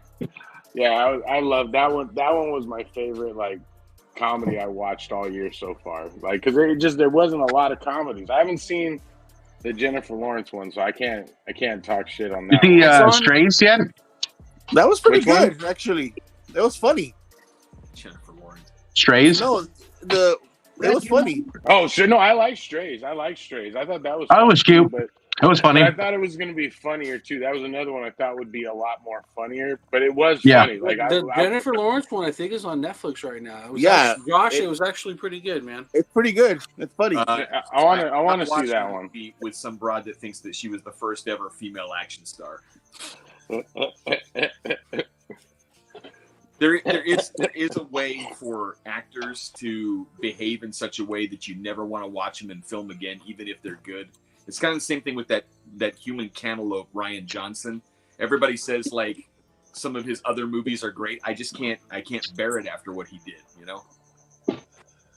Yeah, you can't let him go around your kids anymore because you might touch them too. I get it. Well, I do want to see the Jennifer Lawrence one because I was like, It's all right, funny. yeah, it looks funny. I was like, I'm down. That looks funny. I'm down to watch that. But If like, James says it's pretty funny, I believe him. And she's still looking pretty hot though. She's still Yeah, you looking can hot. pause it in a couple spots too. Look, the thing is, it might be funny and she might be easy on the eyes, but she's a complete moron, and I can't abide that. That's always going to take me out of the film. ooh, James, you're right, dude. Have you guys ever seen that Brick? No. Yeah. Oh, that's gonna be one. That's what made me like Ryan Johnson. That's what made me excited about everything he ever done. I'm Brick gonna is great. That for it. The guys guy, Oh, will you take said that Ryan guy. Johnson? I'm out. the guy killed Luke No. Skywalker. There's no. This is before. This is before. Matter. It's still I'm out. No, Matter. Brick Yeah, and you can travel back in and time Looper. and kill Hitler. Brick and I'm Looper, gonna- man. Brick, Looper's good. I like Brick Look. better. I like Brick better. Yeah, Brick gets better. Just to Yeah, go off what Nate said. If I could travel back in time, I would kill Ryan Johnson before I killed Hitler. Oh, damn. Damn, I would kill J.J. Abrams. Oh, What the fuck, dude? Not a Jar bad. Jar Abrams. Yeah. M. Night Fuck Shyamalan him. deserves it fuck more him than and fuck nobody No. else, and dude. fuck his Hey, son. Emma had some good movies. Trying to write that stupid Spider-Man comic book. No, M. Night is a lying sack of shit, is what he is. Okay, What dude. are you Him talking and about?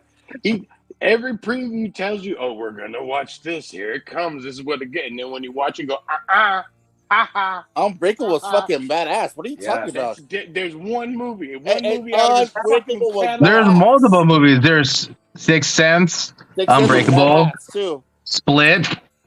The newest one he did was not bad. That was okay. The Devil? I admit that. I admitted Devil? that one was good. Which you didn't direct. You didn't like Devil? I hated. His name comes across. I want to fucking sock out. You want a You sock? better not be. You want to do with the sock? I'm gonna jerk off in it and wipe it in your face, dude. Because I just don't, that's how much disrespect I have for that son of a bitch, dude. I'm telling. I hope one day I do get to make a big movie and they go give him an award. Please do, please do. Because as soon as he wins the award, I'm gonna drop that shit on the floor and go garbage piece of shit and lose my career for the rest of my life. But that's okay because it had to be done. Okay, M. Night Shyamalan is Unbreakable was awesome. I don't know what you're talking about. Your whole explanation sucks. Goes out the window. One movie he did. Sixth Sense. Sixth Sense was before that. Yeah, And that was amazing too. So that was the one that started me down the path of hating him. I was like, you son of a bitch. That whole You're just mad he got caught off guard. no, But what about which one? Signs? Okay, now Signs was a different. That Yep. was like another one. I Yeah, kind of was shut like, the fuck okay, up. I Shut the kind hell of up. like that one. Shut But when up. I saw The Village, I'm Okay, not The joking, Village was dude. horrible. That Oh was my god! bad. Are you from I the towns? stood up. Which one? Are you from the towns? No, I'm not from the towns. I don't know. Oh, that's a good guy. That Village was The Village was pretty fucking bad. I literally I had my stepbrother and my stepsister with me, and we're in the movie theater, and I fucking when she climbed the fence, I grabbed my popcorn and threw it at the screen, and the theater's filled with people. And I'm like, get the fuck up. And they were like, what? And Havoc will tell you, I've done it. If I get pissed off, I'll tell everyone, get the fuck up. We're getting the hell out of here, dude. Like, there's no way I'm torturing it. He's like, no, we got to see what happens. I don't give a fuck what happens. I don't care if God comes down and saves this bitch. I don't give a fuck. This is stupid, dude. What the? And we walked out, and I walked straight up to the theater owner, and I said, I never do this. I want my fucking money back. This is some bullshit, dude. Like, no way. And then from then on, I would literally call people. Everyone would be like, what the Happening. And I was watching the trailer. I was like, this looks so dope. What is this? And it said, Visionary. I'm not sure. Fuck you. Fuck you. I'm not catching me this time. No way. The movie came out. I called everyone up. What happened? The fucking dust turned people off. I had to burn the theater down, dude. If that was what I sat through and see that pollen made people lose their mind, this is stupid. like literally, like the only reason why I watched the most recent one was because my mother-in-law really wanted to watch it, and I was like, all right, I'll watch it with you. And when I watched it, I was kind of like, okay, I dug it. Like, I was like, okay, this is the apocalypse, like the 4 horsemen of the apocalypse. Like, this is cool. When he doesn't write it, it's really good. Right. Exactly. That's what I think. What's the one that came out before this? Old, yeah. On the beach. Yeah. When someone told me the ending of that, I was like, oh hell, oh my god, I would have again. I want to slap the shit out of them. What the an experimental island, dude? This is what the fuck, dude. What? Yeah, no, I hate that guy. I love every filmmaker except that motherfucker. That he needs to be uppercutted in the mouth, dude, hard. Just really fucking hard. The issue with his twist is that he spoon feeds it where we should already know. So like that whole island bit, like I didn't need 15 minutes of explaining to me about the drug and the island. You could have just came with the future selves, and he had the map from the little boy, and it should have ended on that. And I would have came up with the idea in my head, like that. The spoon feeding of plot is what annoys me. No. What annoys me is he's giving you a great fucking story. Awesome. And I give him that. He'll tell a good story. And then he goes, how am I going to end this? How am I going to end this? And then he'll write on. Well, that's what I mean. Like it's like. And he goes like this, and he takes his hat and he throws it in there, and he goes like this. Come on, let's get a good one. And he puts his hand in there and he pulls one out, and it says, they were all dead already. Well, fuck, that sounds good to me. And he fucking writes it. It had nothing to do with the goddamn plot, dude, but it's in there. Oh, man.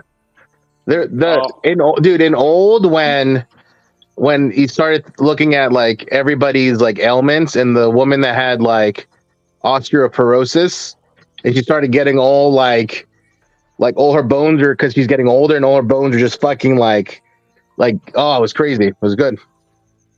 James Snyder, I like some of Snyder's stuff. I just don't think he's a good storyteller. I think he's a great cinematographer. Like I think he can paint the prettiest picture in front of you. Same with that owl movie, the Legend of Galahoo. It's fucking amazing. Gala what? The Guardians, the Legend of Galahoo. It's a book. It's fucking Nazi. It's like Nazi owls. It really is. It's like Nazi owls. Like the purebred white snow owls are like basically putting all the other owls like in concentration camps. It's crazy. It's fucking amazing. But there was a YouTube video about like how all his movies are the same.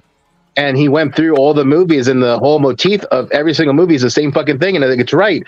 Because he said that his favorite movie is, what's the Lancelot or King Arthur? The 80s King Arthur. He loves that movie. And that whole Excalibur, that's it. Yeah. And he said every single movie is just like Excalibur. And he broke it down, and the YouTube video was amazing. I was like, that's right. It's true. It's good. But I like, but if I see his name on something, I see Michael Bay's name on something, I'm like, I don't care about plot. Like I'm just show me something cool. Like give me something that like is gonna make me go, oh my god, or holy shit, how did they do that? Or like something like that. Bad Boys. Oh god, dude. Bad Boys is good. As soon as Michael Bay stepped off, it went to shit. That Oh, third yeah. one was garbage. Dude. Yeah. That was garbage. Goddamn brouhaha. Who gives a fuck about a brouhaha fighting the god fucking stupid shit? That's another one I almost punched. When I heard those two guys were doing Batgirl, I don't want to see it. Fuck that movie, dude. Like, no way. They fucked up Bad Boys. That was one of the greatest series ever. I love that shit. Yeah, Bad Boy was good. But that comes from like the Tony Scott thinking. Like that's why I love like Tony Scott is one of those directors I think that is underrated. Like the amazing shit he did.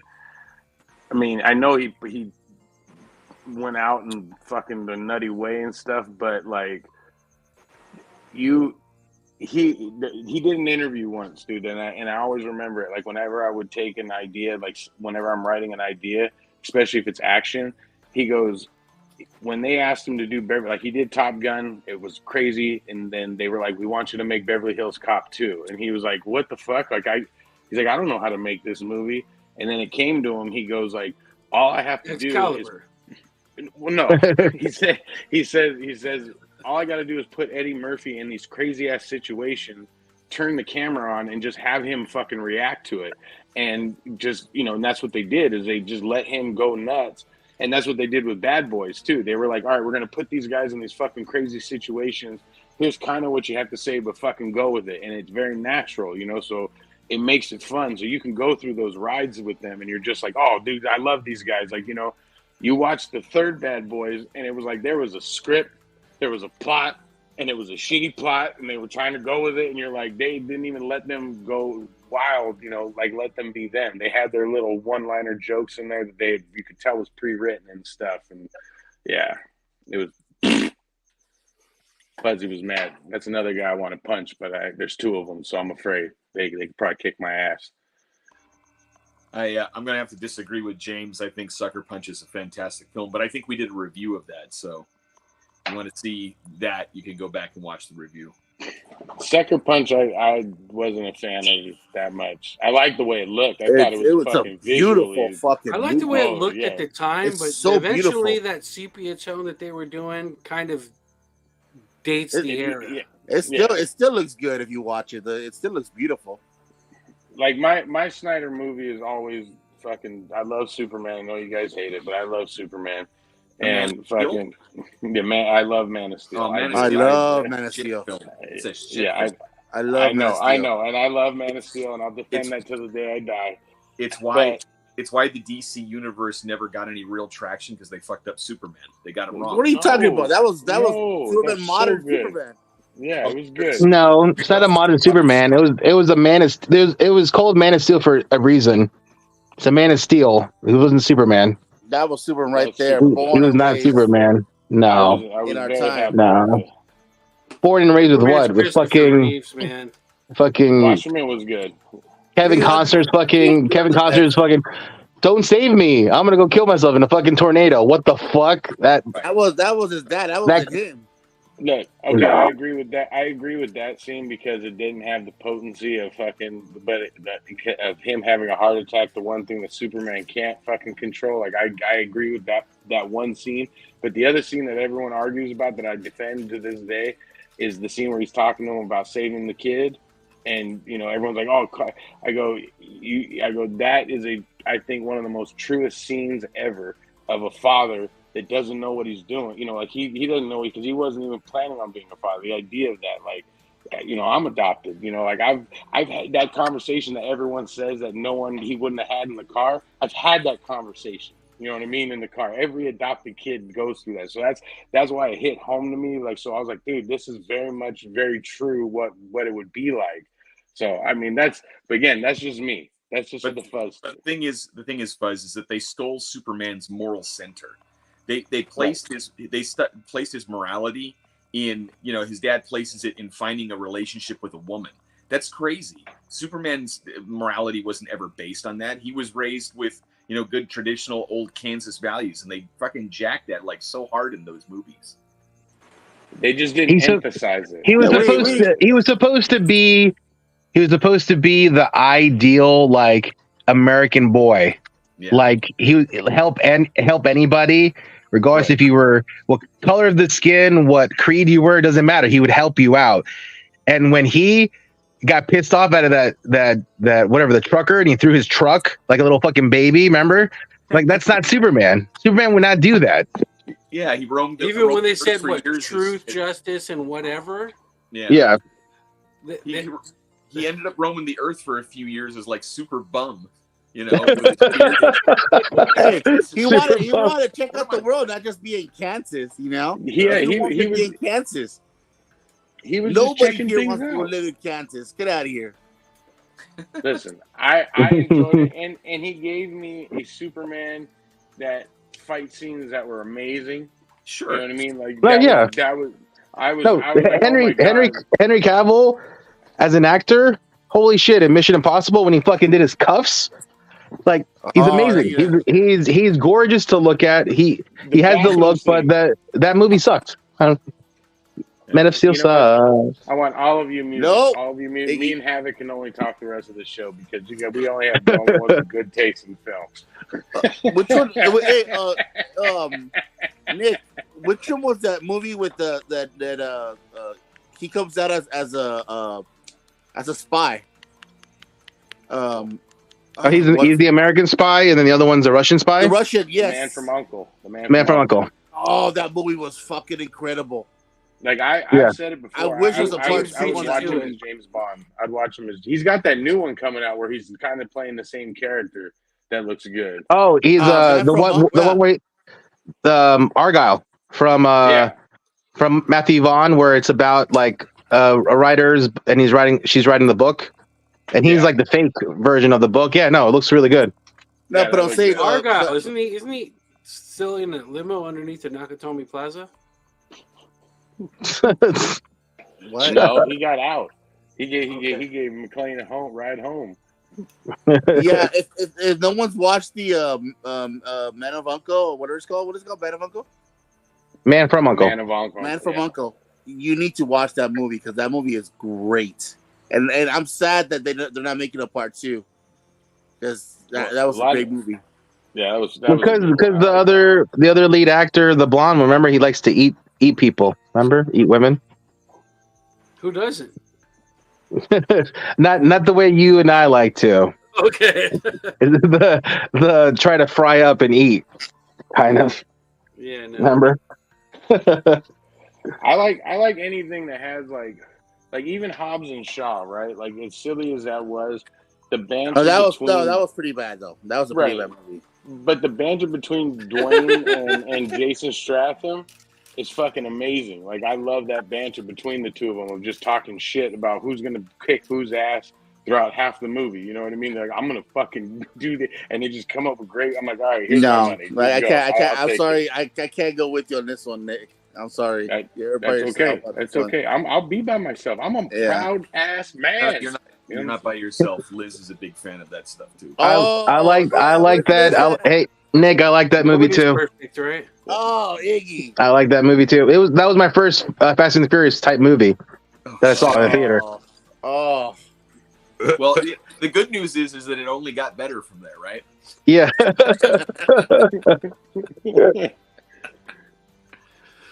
All right, we're winding down. So next week we're going to be doing Sardhar Udam, Mm-hmm. and we are doing the Conjuring, and you guys going to try to catch up on? I'll catch up on it this week. It's a good. I think you'll like it, Josh. Hey, Iggy, you've been watching Gen V, right? What? No, you haven't watched Generation V. No, I haven't watched anything. I don't watch anything on my TV. Dude, I'm just fucking working the whole time. Well, well, stop going to fucking Disneyland for once. First of all, I don't go to Disneyland. Show. It was Okay. It was Horror Nights, and I'm getting my pass worth. Okay. Okay. Stop going. But I did put up my TV, so it's on the wall finally. At least watch Watch at least the show because it's for the boys, so you'll like it. it's good. Yeah, dude. I start watching it. It's good. It's solid. I'm always afraid of stuff like that when they deviate from the original material. that there's always that potential that they're going to screw the pooch and. Well, it has something. I mean, they mentioned the boys a little bit, like them a little bit, like the series, like it's not derivative of the original material. Yeah, it has that. Yeah, it's just like a separate story in the same universe. It's the same world. It's got Patrick Schwarzenegger, who Arnold's son. The one from the Maid. No, no, the one who's half Schwarzenegger, half Kennedy. Ah, okay. Good looking kid. Which was this? Which was that one? The one who blows up. Oh, some Sun Boy or whatever his name is. Sun Boy. Golden Boy. Golden Boy, yeah. That's cool. So is it like Generation X? It's Generation X times like 100. It's like the New Mutants if they were fucking lots of dicks and fucked up shit happening. Well, they have that in The Boys. They have that in one of the where one of the main characters infiltrates like the newbie team just to get information. Yeah, well, it's basically that. It's like Generation X, New Mutants, but all they care about now is it's the rankings. Who's better in college? That's basically it. Yeah. All they care about social media, being the number one person. And that's all. That's all that matters. They're trying to graduate and get into the 7. Yeah, trying to get into the 7 if they can. But it's a really crazy story. Yeah, it's good. It's well told, well acted. I'm every week I'm more excited to watch that than Loki or anything. I think I'm the most excited to watch that right now. one, and then. Like I said, if you guys haven't watched Billions, you need to watch Billions. It's so good. Is it Rob Liefeld good? It is 100 times. I live that life. It's Rob Liefeld times 100. It's Prophet Rob Liefeld and everything together makes as an awesome potion that's gonna make you like muscles. 90s I need to drop that in the toilet and flush that. Dude, yeah, that's some garbage right there. Yeah, you saw my Deadpool right there by signed by Rob Liefeld. CGC 9.6. I'm surprised he didn't try to buy it from you.